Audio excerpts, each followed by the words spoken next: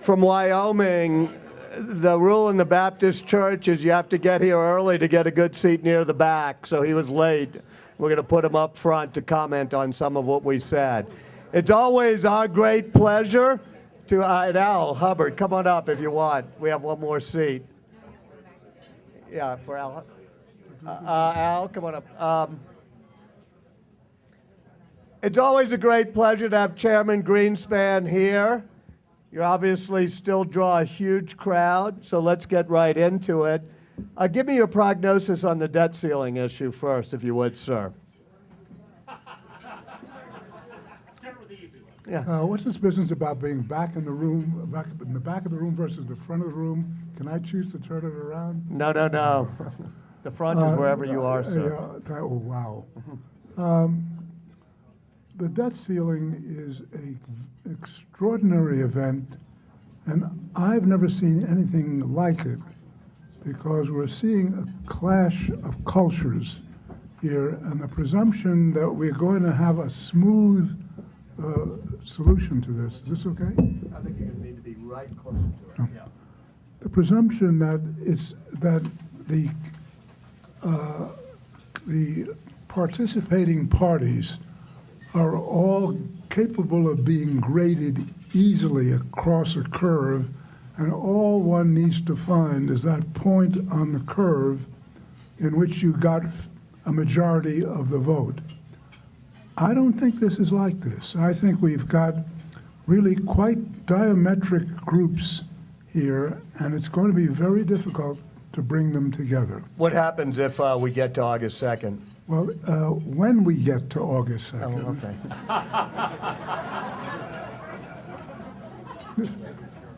It isn't, never mind. Watch out, I'm going to ask you about Dominique Strauss-Kahn if you get to... Well, you've humbled me. When we get to August the 2nd,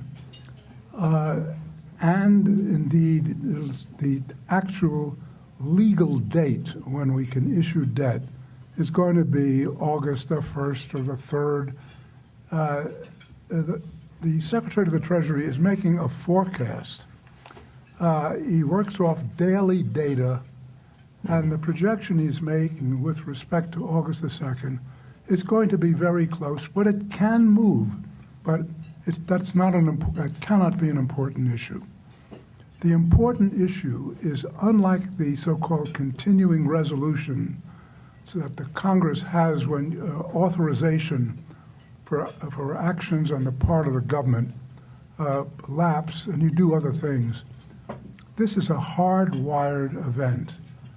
On the open of business on the day when we are locked into no borrowing, that must of necessity be the beginning of a period in when only 60 cents of the dollar coming in revenues, or I should say 60 cents of the dollar of the outlays, can be funded by monies coming in.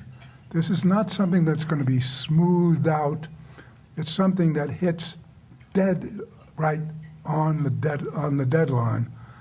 And the question is, what do they do? Well, I noticed the president said that he won't be allocating funds, but I saw that in the paper this morning. I'm not sure what that means.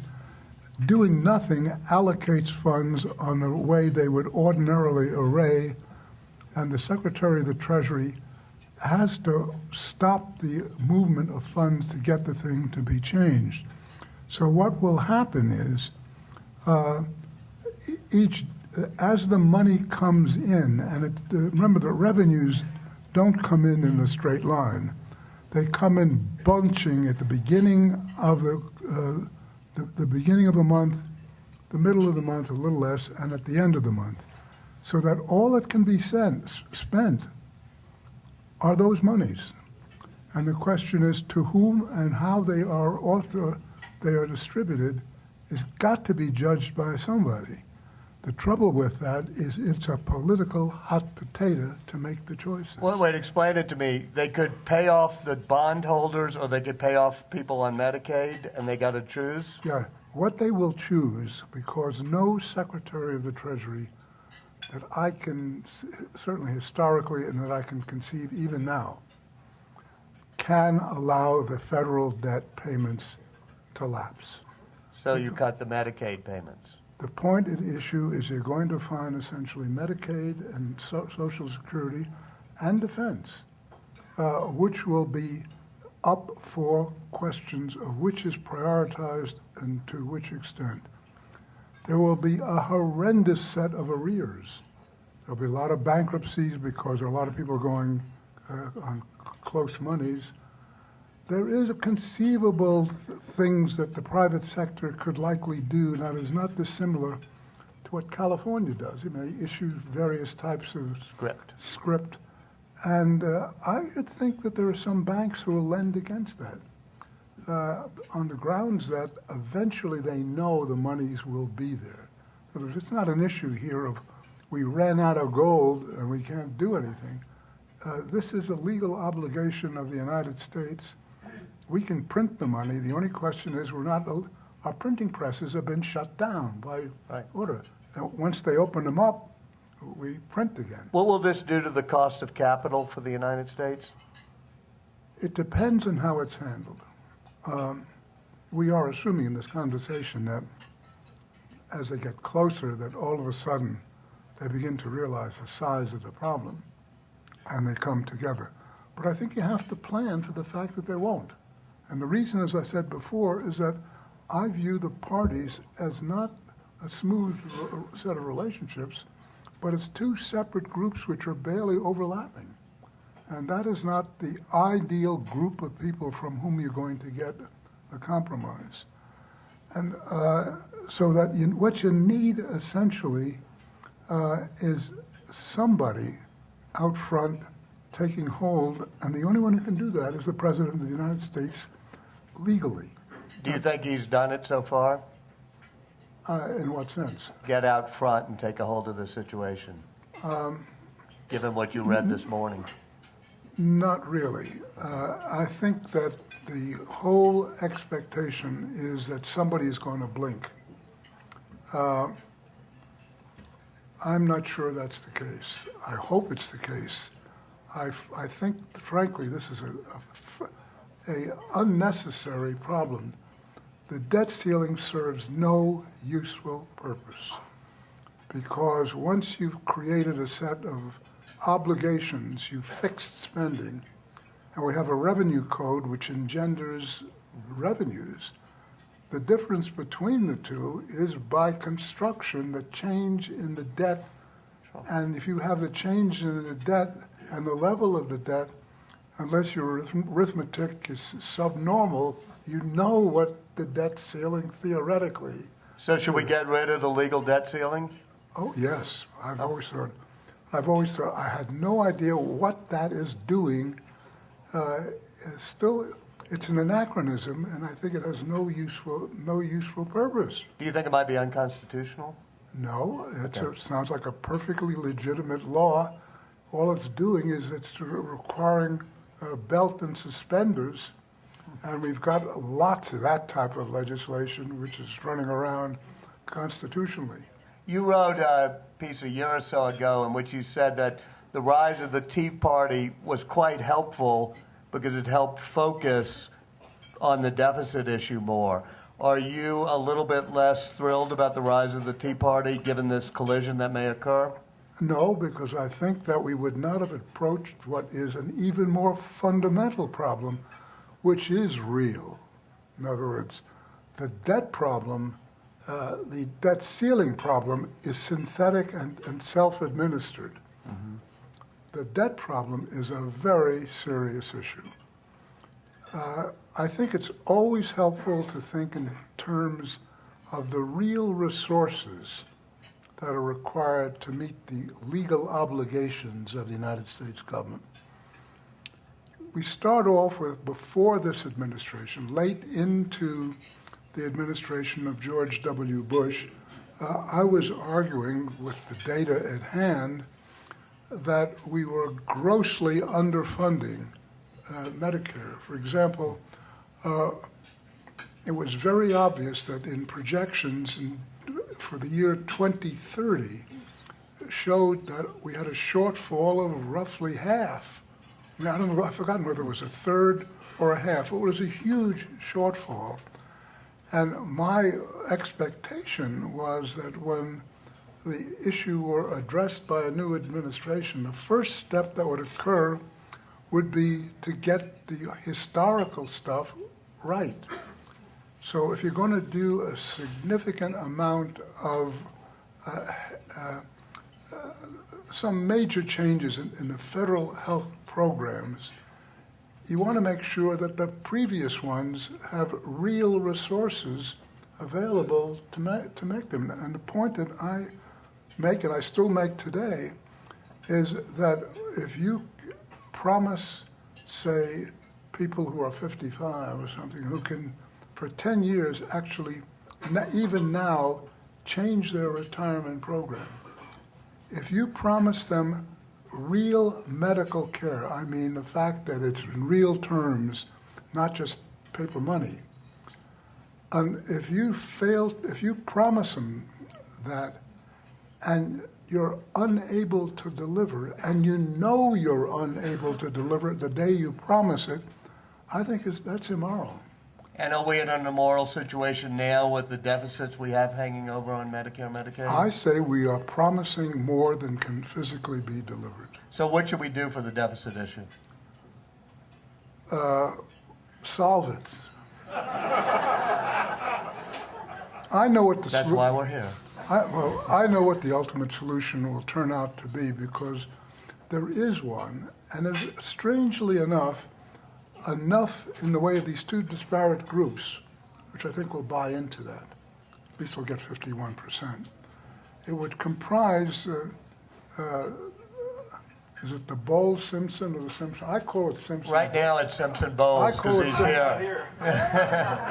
No, I've always called it Simpson Bowles. It sounds better. Anyway, I frankly thought, Senator, that I actually was shocked when I saw your report, because I said, oh my God, they've really done something very serious. And one of the important issues that you put in that commission report was the addition of addressing tax expenditures. Tax expenditures have an extraordinary political possibility of being described reasonably as either a tax or spending. And in fact, in the Social Security Administration, one of the reasons we got this through in 1983 is a very big chunk of the solution constituted the tax on upper income recipients, which the Democrats said, oh, that's a tax, isn't it terrific? And the Republicans say, that's a reduction in benefits, isn't that terrific? Right. And so they both voted on the same legal language, and we got the thing through. And Senator Simpson, you had 1.1 trillion, I think, is that correct, in tax expenditures, to use that phrase.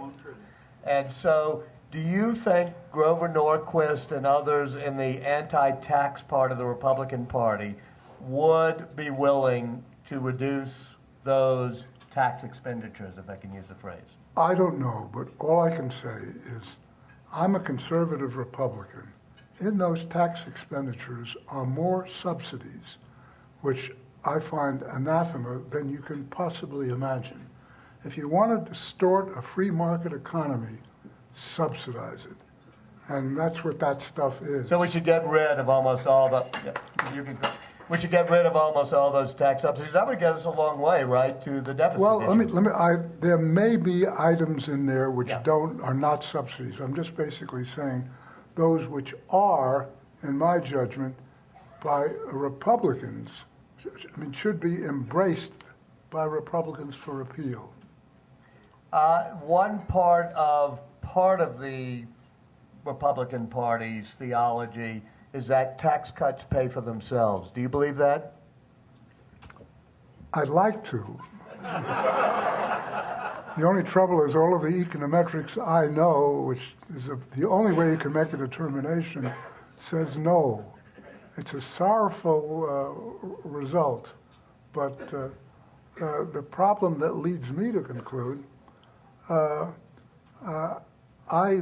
would like to see the lowest tax rates we could conceivably have, but I don't believe in cutting taxes financed by borrowed money. So should the Clinton tax rates that were in effect before the Bush tax cuts, if I can make that shorthand without Al correcting me, should we go back to the Clinton tax rates and let those tax cuts expire for everybody? That's the position I've been taking. And that, coupled with an amendment to the Simpson-Bowles bill, which handles the issue of Medicare, which was not handled in that particular initiative. I thought that Alice Rivlin and Paul Ryan's amendment is the type of thing that, if tacked on to Simpson-Bowles and going back to the tax structure of the Clinton administration, solves the problem not fully. I mean, it's a huge cut in the deficit.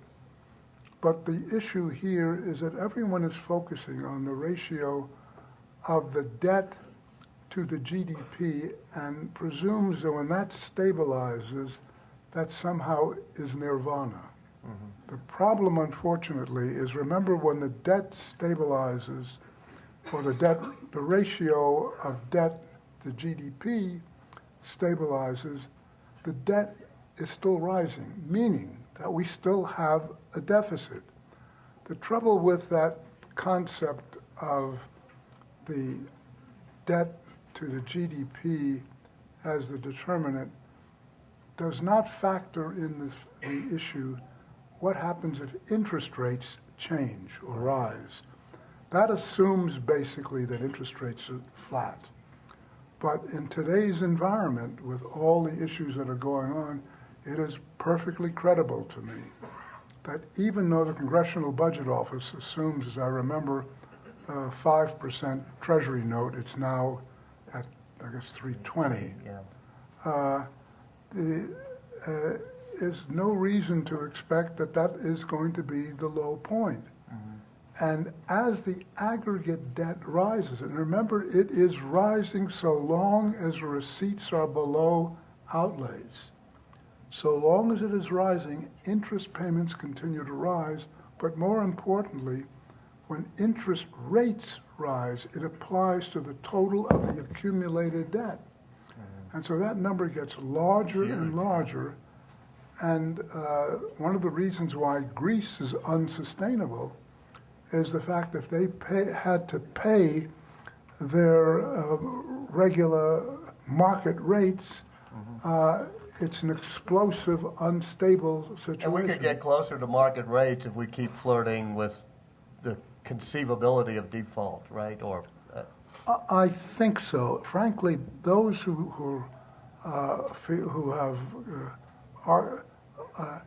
remember, the default we're talking about is interest on the debt. You do default on that, and the number of things that are tied to that are horrendous. I mean, the whole collateral structure of the short-term money market system collapses. It collapses because there's no. Let me take you right back, if I could, to that letting the taxes go back to the way they were under Clinton, Bush tax cuts expiring. If I'm correct, I think the President of the United States said, well, let's only do it for the higher income people, let the taxes go up. Do you think it should be everybody that the taxes go back up? Well, remember that the amount of taxation, the level of taxation is much, in aggregate, is much greater for under 250,000.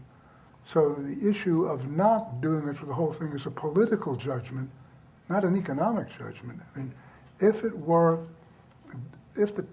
tax receipts were de minimis, then one could say, that it's not an issue. But it's big numbers. So we should just. Oh, absolutely. No. Yeah, Look, the answer is yes. I think it's a mistake to basically merely deal with taxes for incomes over $250,000. Right. that is actually not raising revenues, and I think that it is stoking class warfare, which I think we all do, I mean, in one form or another, but we shouldn't. So in other words, let it go back to the way it was for everybody at all income levels. Let the taxes go back up to that thing. Yes. Do you think we need any stimulus given, I mean, for the short term, given the slowness of the economy now? The answer is no, and the reason for it is that there is a presumption out there that the government has the capacity to solve any problem and that, in effect, can prevent recessions from happening. I don't think that we have the possibility of doing that. In other words, there is a very serious debt problem that we have. If we're trying to solve it without affecting the economy, we will fail. There are certain priorities that one must be aware of.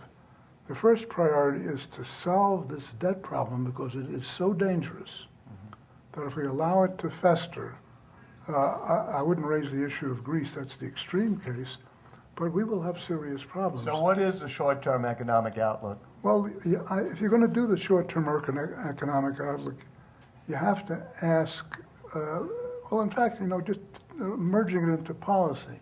If you're going to think of how one addresses a policy issue in general, and a forecast in particular, it strikes me that the simplest way to describe what is happening is the following.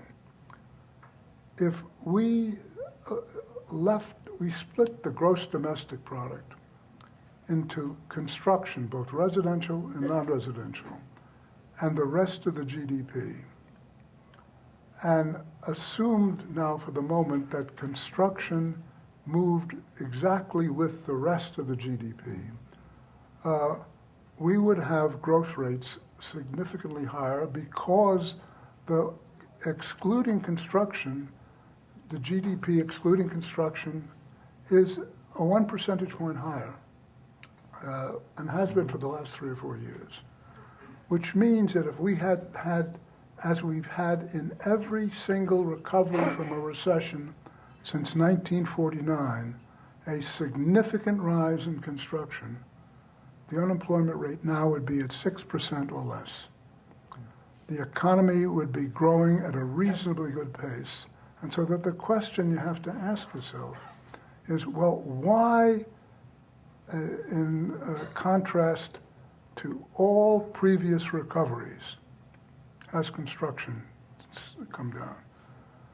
Construction has a very peculiarly different type of characteristic than any other part of the economy, and that it is very long-lived. If you array the whole gross domestic product by the average expected life of the particular cohort, I mean, a haircut is 1 month, software is 5 years, and you go all the way out over 50 years. Residential buildings last 60, 70 years. And the importance of this is that it is discounted increasingly as you go out over a longer period of time.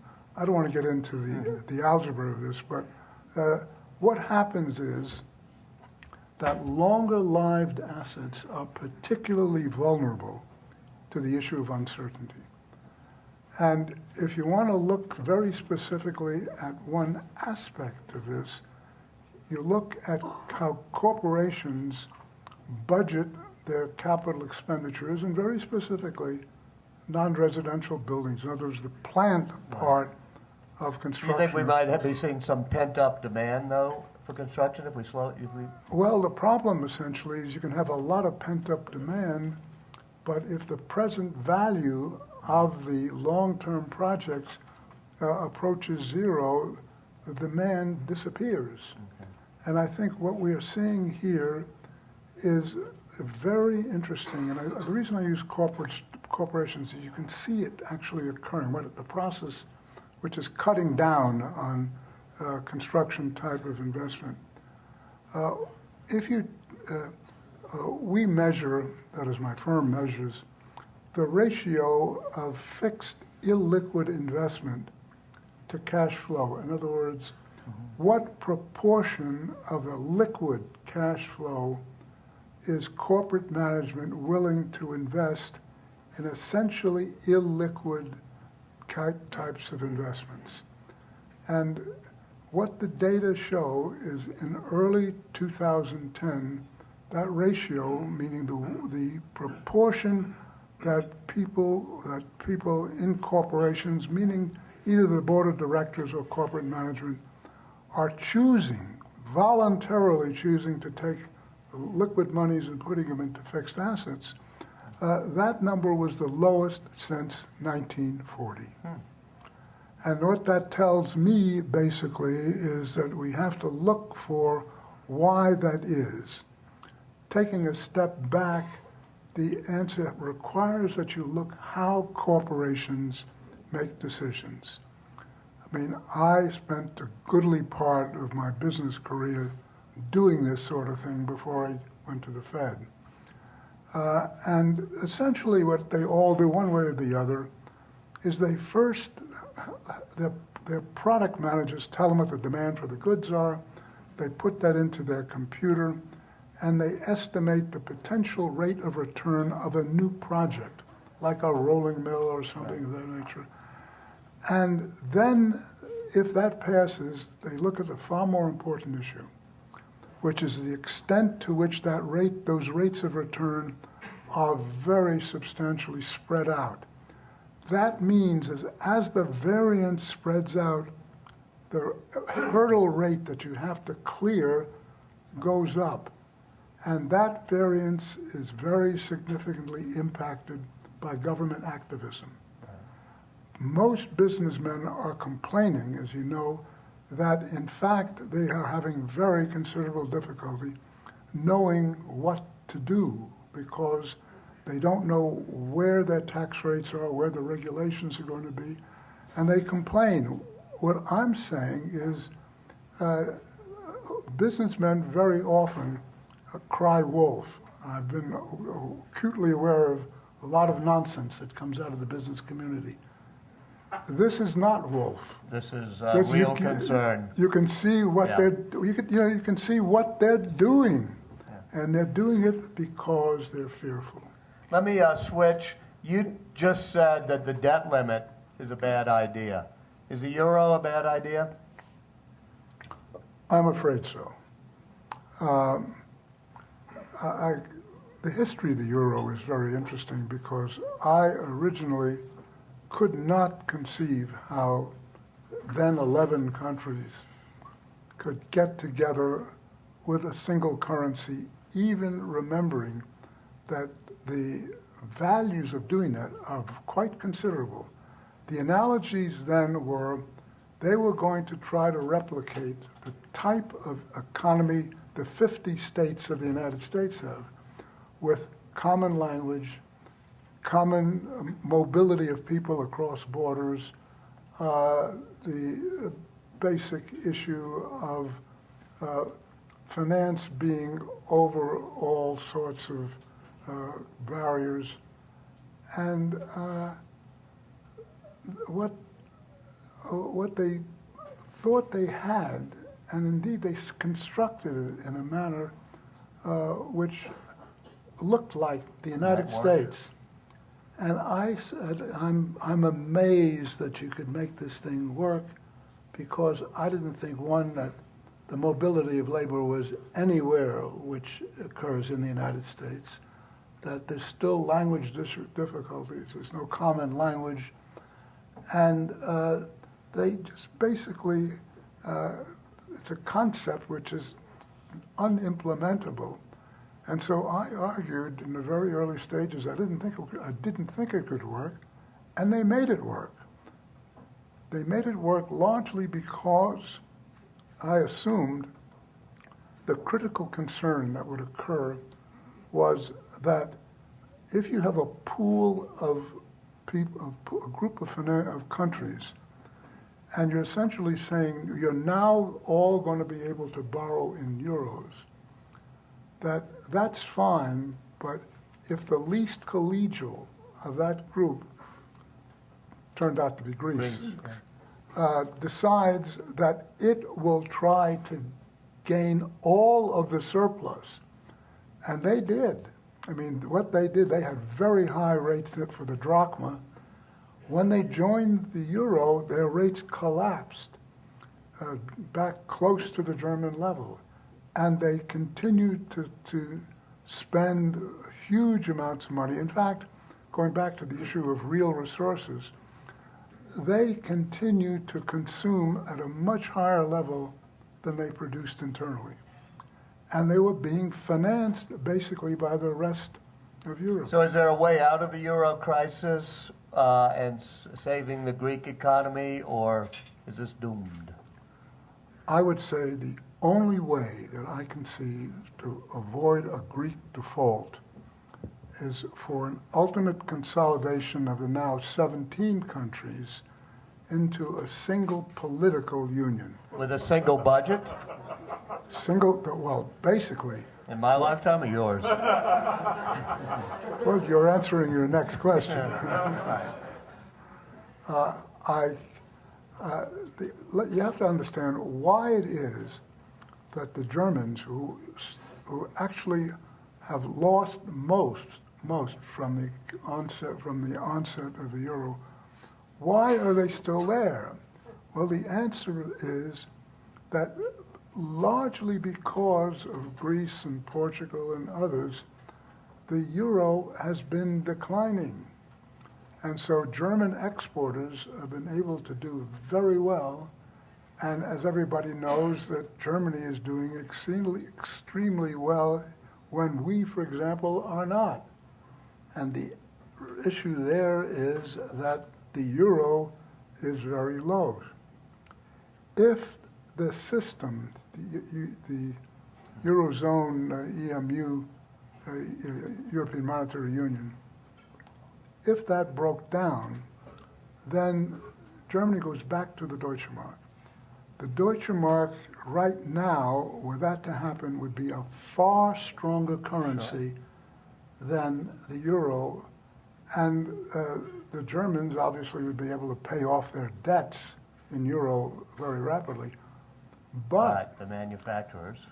Exactly. In other words, the same advantages you get with the euro would reverse when the Deutsche Mark came back, and exports would fall. Probably the unemployment rate would rise. And so Angela Merkel is caught in this very difficult dilemma, which they're basically saying, how did we get into this? They didn't listen to you. Do you think speed bumps are about to happen in China? I mean, that's an analogy. What do you mean specifically? Do you think that China's about to hit some real financial problems? Oh, yeah. I mean, the answer is it already is. And the reason basically is that China, unlike any other market economy, and it's becoming a market economy with essentially a communist oversight of the structure. But the reason that's important is that China can create any level of capital investment it chooses, because state-owned enterprises are the bulwark of the economy in many respects. I shouldn't say this. Certainly, if you actually measured it, they're actually really, the private sector is actually much bigger. Mm-hmm. But the point I'm making here is that through these state-owned enterprises, you can make any investment you want financed by state-owned banks. So essentially, they're printing money to finance all of those buildings that you see in Beijing and Shanghai, which are see-through buildings. They're not being occupied largely. And the result of that is that that money that went into, which in the United States would actually be creating interest, and the banks make money, those are non-performing loans. And so that they're written off, and the question basically there is you have a much higher level of money supply than you have physical production, and inflation is beginning to rise. The problem is that the Chinese Communist Party came into power because in 1949 it was basically Chiang Kai-shek's inflation which got them in, and they are very sensitive to inflation because it creates political turmoil and instability, which is anathema. And they're approaching that at this particular stage. Now, they have been extraordinarily facile so far, and remember, they've got $3 trillion of liquid assets sitting out there to solve a lot of their problems. So they can liquefy the banks overnight. In other words, this is not a short-term issue because they've got to run through a very large block of cash before the system, you can call it China Inc., runs into real serious trouble. But they are beginning to see, if you want to use your term, speed bumps. And they've revised down their level of GDP. To what extent you believe the numbers, it's questionable. But the answer to your question is they can't keep this up, but they can for a while. Further questions, may I? Any hands? Heavens. Oh, yes. Hey, yeah, right here. My question is very basic. Is it correct that about 45 to 50% of Americans don't pay income taxes? And what's the solution there relative to the big problems of adding revenue, et cetera? Well, I think the number is approximately correct. Remember, the only taxes that everybody pays are payroll taxes. But my mentor, Arthur Burns, told me many, many years ago, when he was a counselor in the Nixon administration, and this was the first major attempt to take low-income people off the income tax rolls. He said, we will rue the day when there are large segments of our population which don't pay income taxes and therefore have no vested interest in keeping them low. I think that issue is, I do think it's a problem. I'm not sure it's a big problem, and it wouldn't be my first priority, but I would be more comfortable if everybody paid at least something so they had some skin in the game, so to speak. Al or Al, either you want to ask a question since you're up front? Yeah. Which Al? Grab the mic if you want. All right, It's I'll right think here. about it. Well, I greatly admire this man, obviously. He, You want to stand up, yeah. well, I can't, I'm all crippled. No, this is a hell of a seat here. When I uncoil, it's very difficult. I'm standing now at 6'7". I used to be king, but we, in the deficit stuff we worked with for a year with regard to the Bulls and Simpson stuff, whatever you call it, we found so many things in there that were just absolutely alarming. I used the phrase, to my great detriment, that America was like a milk cow with 310 million tits.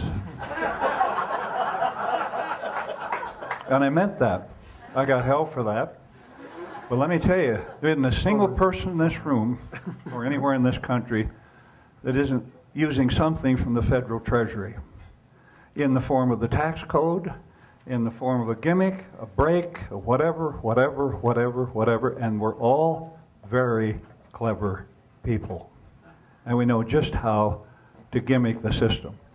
When we got to playing with this, Erskine and I found that there were over 180 tax expenditures in the tax code. About 10% of the American people use them. The little guy has never heard of them. And they take $1 trillion, 100 billion bucks out of the economy. We try to correct those, and then you're dealing with the AARP, the NRA. There are things in there you wouldn't believe, parking for employees, on it goes, and that's minor. And this gentleman is saying things that this game is over. And the only thing that makes it over is August 2nd. Because that day we will have robbed the last piggy bank, drawn the last crumb out of somewhere under the bed and say, there it is, we are here. They'll try to extend it, and I think that's one reason that Geithner has announced he's going to quit. Has he really? No, because they're going to urge him He's to leave soon. to keep talking, I thought he and it won't happen. But I think he's going to stick, and he's going to say, I'm going to finish this, I came this far, and at that point, it will be the greatest game of chicken you've ever seen, but it's all different this time. They said, I remember John Kenneth Galbraith, when I was teaching at Harvard, he came in, he said, there's 4 words you want to remember. It's different this time. It isn't this different this time than any other time of crisis. It ain't different this time. So hold on to your hat. I don't know the answers, but I do know this.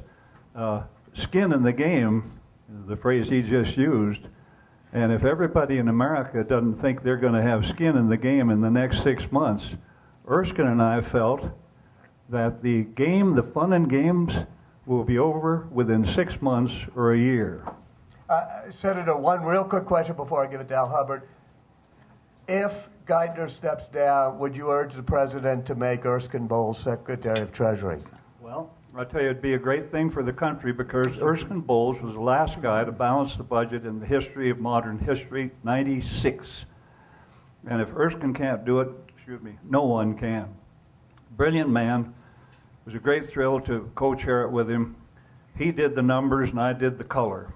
And it was a lot of fun. But I'll tell you, when we go around the country, we have absolutely knew that we have succeeded beautifully because we've effectively pissed off everyone in America.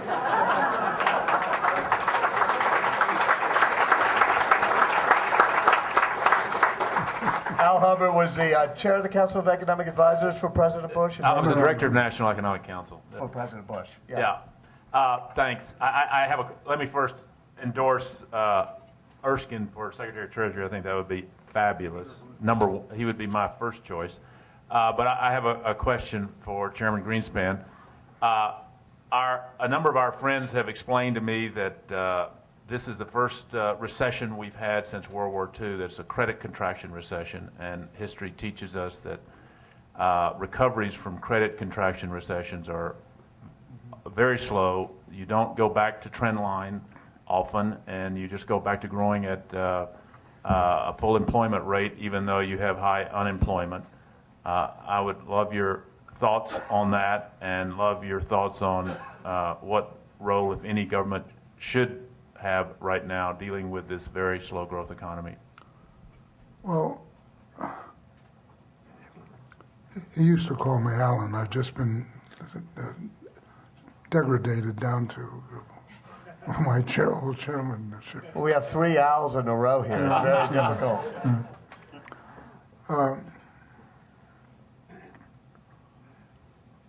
Well, first of all, it is true that the data do show, and in fact, Rogoff and Reinhardt have a book which is called It Can't Happen Again, or something. This time is different, rather. And the data show that these types of events tend to stretch out on the recovery side. But you have to ask yourself, why? And the why this time is fairly clear. It is essentially a whole series of events, part of which is the aftermath of the crisis, but as best I could judge statistically, a remarkably large part is the result of various different interventions, basically the stimulus program, cash for clunkers, first-time home buyer credits, actually the intervention with respect to the Strategic Petroleum Reserve. What these do is they create uncertainties in the so-called distribution of rates of return on long-term expected investment. And it's that process which brings the level of long-term construction and other items down. And that very much is what happens in previous periods as well. So merely stipulating that it is an extended period which says essentially sit there and let it happen is something that activist governments cannot do. I mean, the presumption that there is a problem, which everyone then says, government, do something. And the trouble, unfortunately, is they do, and they make it worse. And I think it's a terrible dilemma, largely because there is no way when you run excesses in a system that create imbalances to avoid the retrenchment back to normal. There is no way we can solve this debt problem without some consequences on the economy. It is wishful thinking that there are solutions out there which will create a painless solution to this. There isn't. And the more they struggle in government to try to make it painless, it strikes me, the worse it gets. And if you don't believe that, go back and take a look at the forecasts of the economy, starting back at, so just to make it simple, the beginning of this administration, since it's the same people making the forecast. They have been consistently, significantly overestimating the growth in the economy, despite the fact that every textbook type of suggestion of what you do has been employed. I mean, people saying, well, we didn't do enough, but we didn't do enough is something which you can always say at any point in time. This has been the most widespread endeavor to apply government active policies to prevent, to remove the overweight of this whole structure that is what the data show. It's failing, and it will continue to fail. And unless we, in my judgment, recognize that government policy is not only doing something, but there is another option out there. It's called do nothing. Do nothing essentially is the option you would use if you believe that the economy can heal itself and markets do heal themselves. And the reason you know that is you go back to an earlier period in this country when we didn't intervene, when in fact it was illegal for the federal government to intervene. Every one of those recessions recovered. Let me get right here. Go back Turn to, up if you would. to go back to your point about construction and the limitation of that because of uncertainty. You talked about a formula as a percentage of cash flow. Could you elaborate a little bit on that? If you look at the balance sheet of, say, non-financial corporate business or business generally, there's the net property account.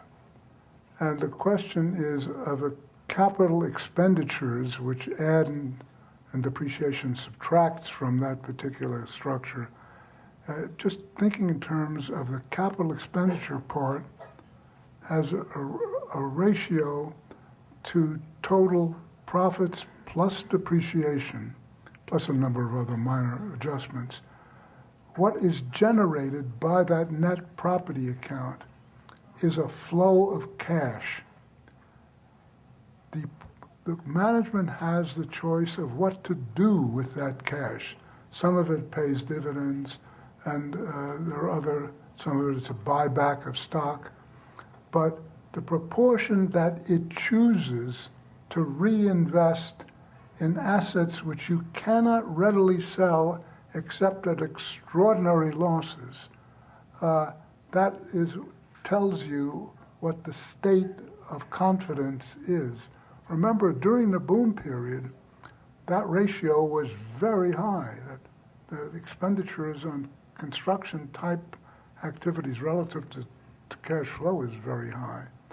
And the fact that corporations are seen to perceive that they need equity capital at 50% of assets tells you they realize, remember, equity is there as a buffer against insolvency. If they need 50% capital to prevent insolvency, they are basically recognizing that these assets are sunk. Mm-hmm. You cannot do anything with them, and you just have to allow them to generate cash flow through profits and depreciation as the money's coming back. Financial corporations don't have that. They have much less requirement.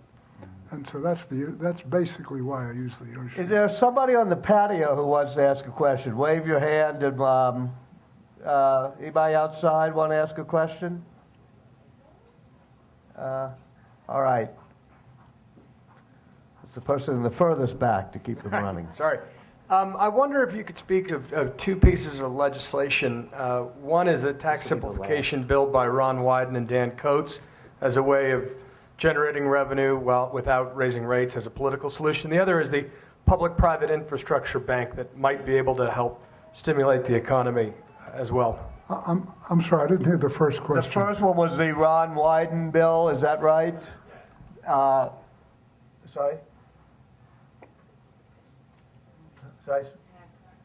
The tax simplification of the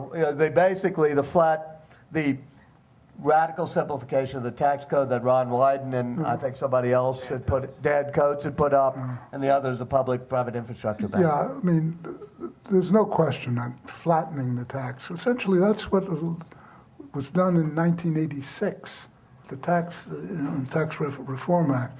Problem is that the Congress has a propensity to not like that. They as soon as the bill was signed, new endeavors at every type of way of getting around that, mainly by tax credits, started to spur and accumulate until we get back to where we are now. And the other is the private to public partnerships. And the infrastructure bank. Yeah. Just remember Fannie and Freddie. Oh. All right. I want to thank Chairman Greenspan for another enlightening thing. It's always great to have you serve. Let me tell you that at 1:15, there's a social media thing at the Booz Allen Hamilton Room in Coke. My friend Cory Booker, who used to be an Aspen Fellow, is now the mayor of Europe.